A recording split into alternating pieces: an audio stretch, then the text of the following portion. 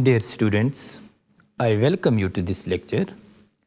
Today our topic of deliberation is storytelling method. First of all, let us have a look at the main objectives. First, meaning of storytelling method, utility of storytelling strategy, advantages and drawbacks of storytelling, and what are the measures to be incorporated in order to overcome the limitations. Historically speaking, storytelling backs back to the times when the societies began.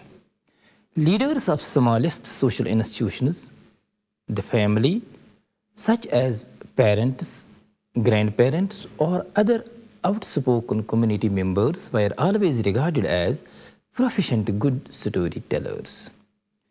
These stories contributed to the molding of children's characters, as stories carried many social values. For thousands of years, societies have taught key principles through storytelling.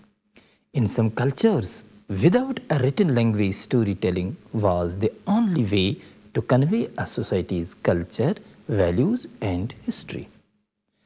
Instructional tools have been used by great teachers and leaders in the forms of parables, legends, myths, fables, and real-life examples to convey important instruction. Fictional and non-fictional examples have always been powerful teaching tools. Storytelling as instruction is still heavily used today. The military, aviation, medical, law, and business communities are just a few groups which rely heavily on storytelling as methods for teaching key principles of their discipline and to help build analytical powers in students and trainees. Storytelling is a means for sharing and interpreting experiences. Peter L. Berger says, human life is narratively rooted.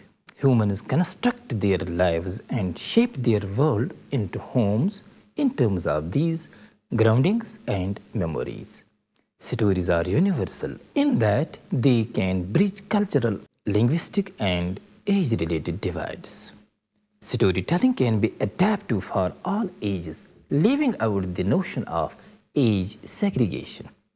Storytelling can be used as a method to teach ethics, values, and cultural norms and differences. Children love stories. They make interesting images in the minds when listening to a story. Teaching by storytelling is one of the best methods of teaching the teacher can employ in any lesson presentation. Oxford Dictionary defines, a story is a narrative of real or fictional events told in order to amuse, interest us, or illustrate something. A story is therefore an action of narrating real or fictitious. The teacher, especially the primary school teacher, has assumed this important role of storytelling. Since primary education is more concerned with teaching of moral values, storytelling becomes a very important method of teaching. Traditional folk stories, therefore, have great significance in the system of modern education. A good storyteller should have qualities that are abilities to use gestures, facial expressions, make use of the language that suits the cognitive level of the learners, and to use appropriate aids like pictures, audiovisual to motivate pupils. The storytelling is a teaching skill, teaching technique, and teaching method. Therefore, a teacher should be aware of this fact whether he is using it as a technique or method of teaching. Some approaches to include storytelling in classroom. Number one, as a teacher, you share your own stories. You can tell your students about when you were of their age, about times when you failed, succeeded, or about memorable lessons you learned. This builds a strong connection between you and your classroom, letting them know that you can relate to them and vice versa. Number 2, you can use stories as introductions. Just as we encourage students to use attention-giving devices for their essays and speeches, we can use the same technique as educators. Begin class with an interesting story, but one that is relevant to the lecture's focus. When you are hammering through a relatively difficult concept with your class, one easy way to explain it is to illustrate the concept with a story. When facts and figures don't do, simple narratives sometimes can. Number 3, tie stories to learning goals. We want our students to develop listening skills, and we can incorporate storytelling into the larger picture of achieving larger outcomes. Storytelling can be used to teach students to listen actively and analytically, improve verbalization skills, increase imagination and visualization abilities, and increase comprehension and retention. Again, you can tell stories to engage reluctant learners. Some students experience difficulty connecting to textbooks or abstract concepts. However, those same learners typically have little struggle connecting to stories. Through telling stories, you make life and learning more relevant, giving reluctant learners a better angle of engagement. Dear students, why storytelling works? In its simplest form, storytelling remains a powerful element of communication, with the narrative being equally as compelling as essays and textbooks. They humanize learning. It offers us the opportunity to connect to like-minded characters or see the world literally from within someone else's skin. Storytelling connects listeners to the storyteller emotionally through a process psychologists call narrative transport. Good stories engage listeners emotionally.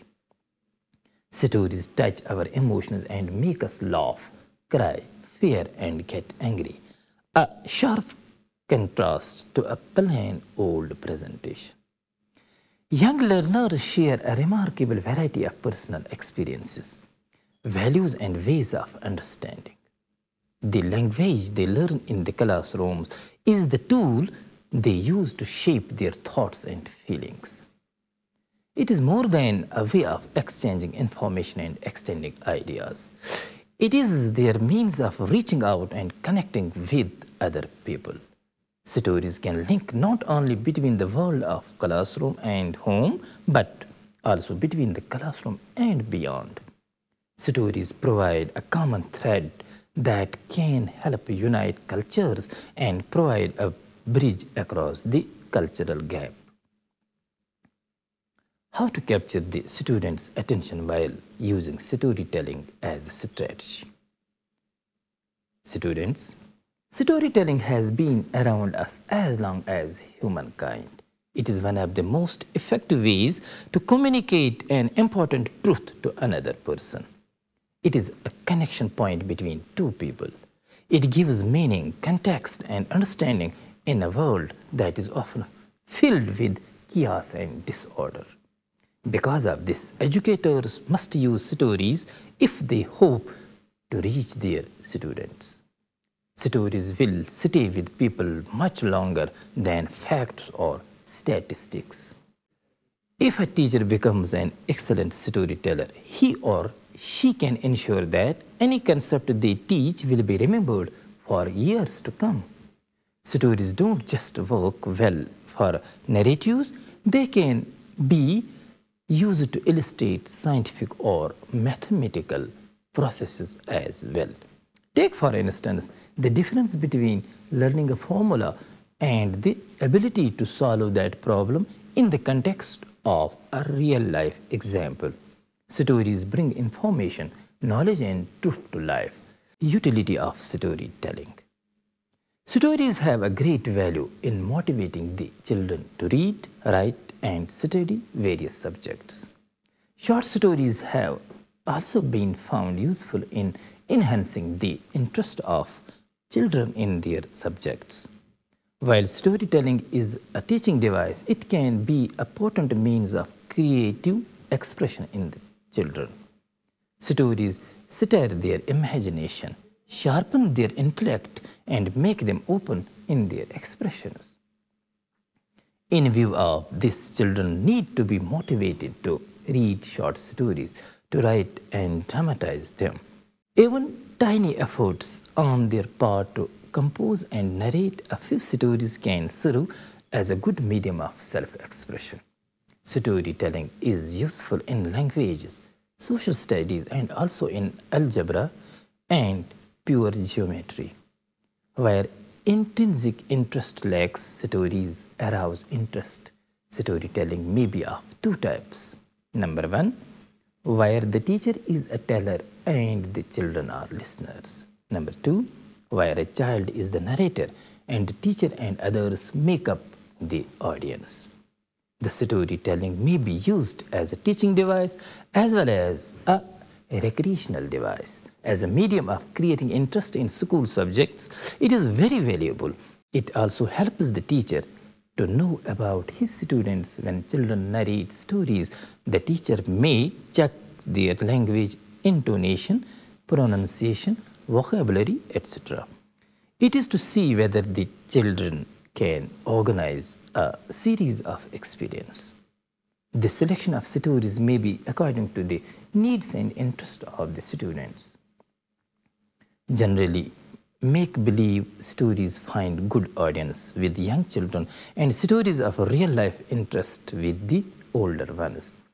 Stories vitalize the schoolwork and assist pupils in coding the information.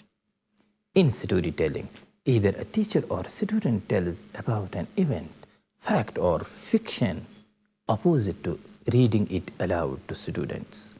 Because of the informal nature of storytelling, the storyteller is able to adopt history to the audience as he sees it.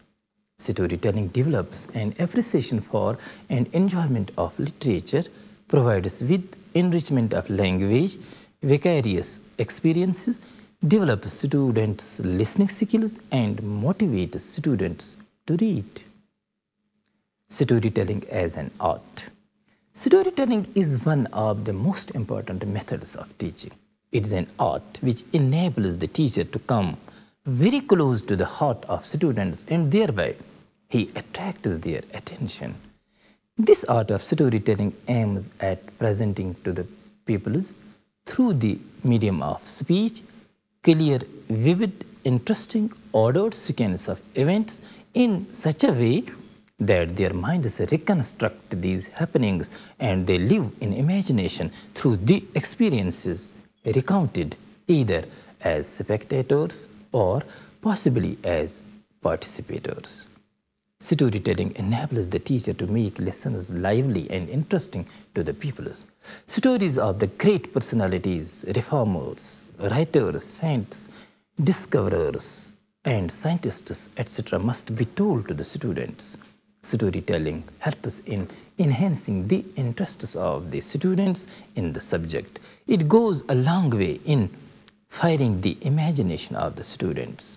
Storytelling can be relied upon by the teacher as the best companion for helping in developing in his pupils traits of character such as charity, piety, truthfulness, and valor, etc.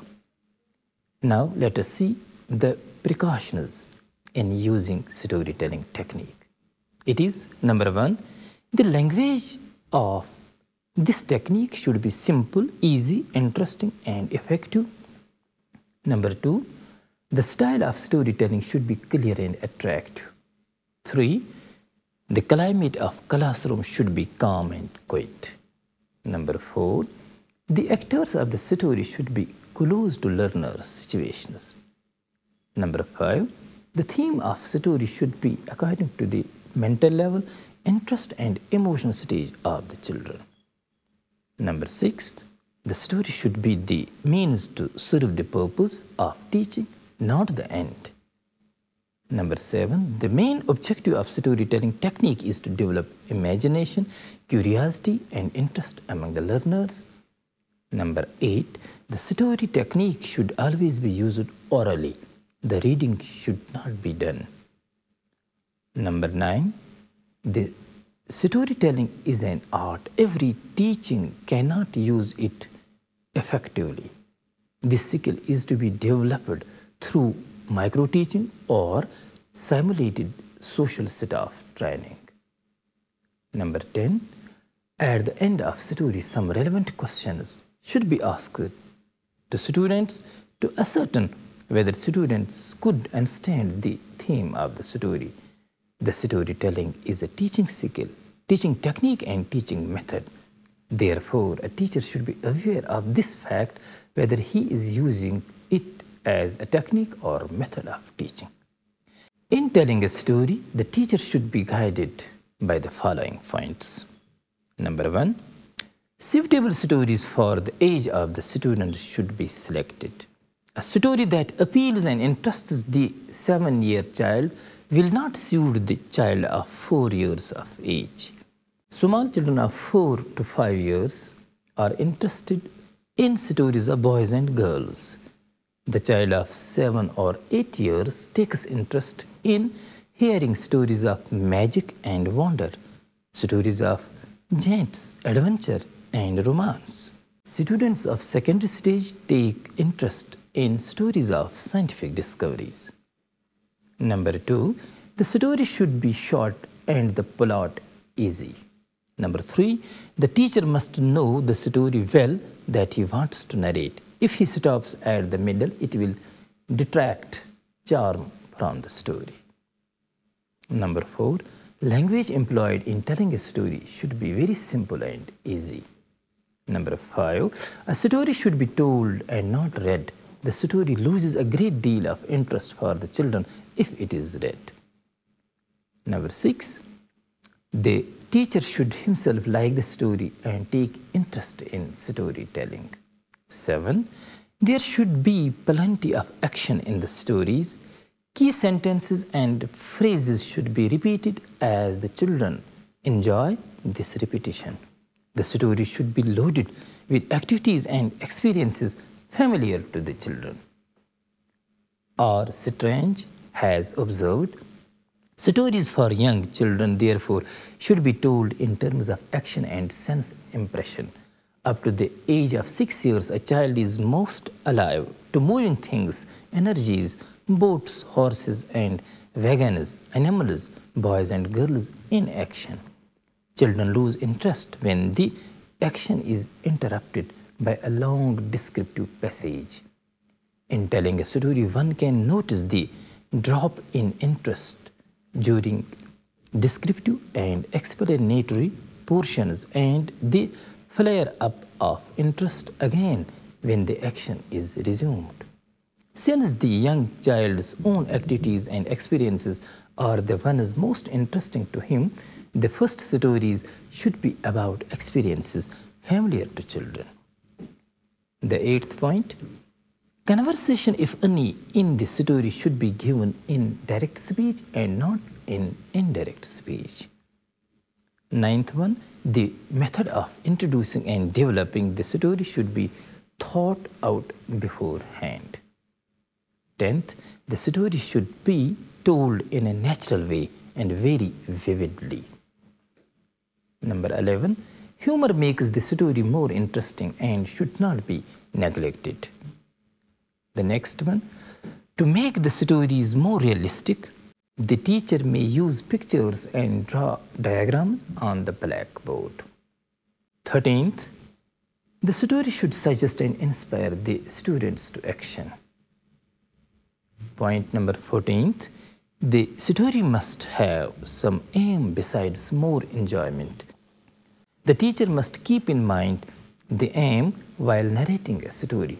It is all the more better if the students too know the aim.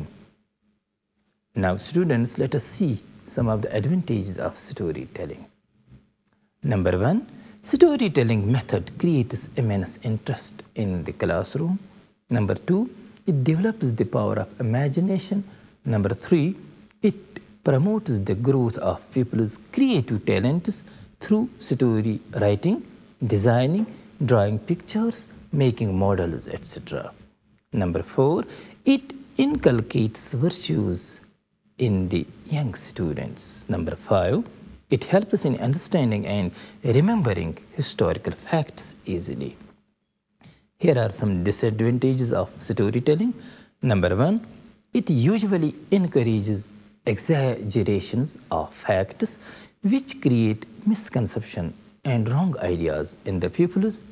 Number 2, it sometimes minimizes the importance of personalities and shows even the historical characters as mythical and frivolous. Number 3, the storytelling method is not found suitable for teaching history to the students of higher classes. Students, leaving aside some of the limitations, let us conclude by highlighting some powerful benefits we get from storytelling. It develops listening, shapes life values, and strengthens important life skills, empower all forms of communication, and above all, aids memory and imagination. Story aids memory because it puts information into a meaningful context to which other information can be attached. It also puts information into an emotional context, and research indicates that emotions play an essential role in both memory and motivation. When emotions are present, hormones released to the brain act as a memory fixative. Story is engaging. It evokes emotion, which provokes learning. With this, we conclude today's lecture on storytelling method. Hope you have enjoyed the program. Thanks for watching. Goodbye.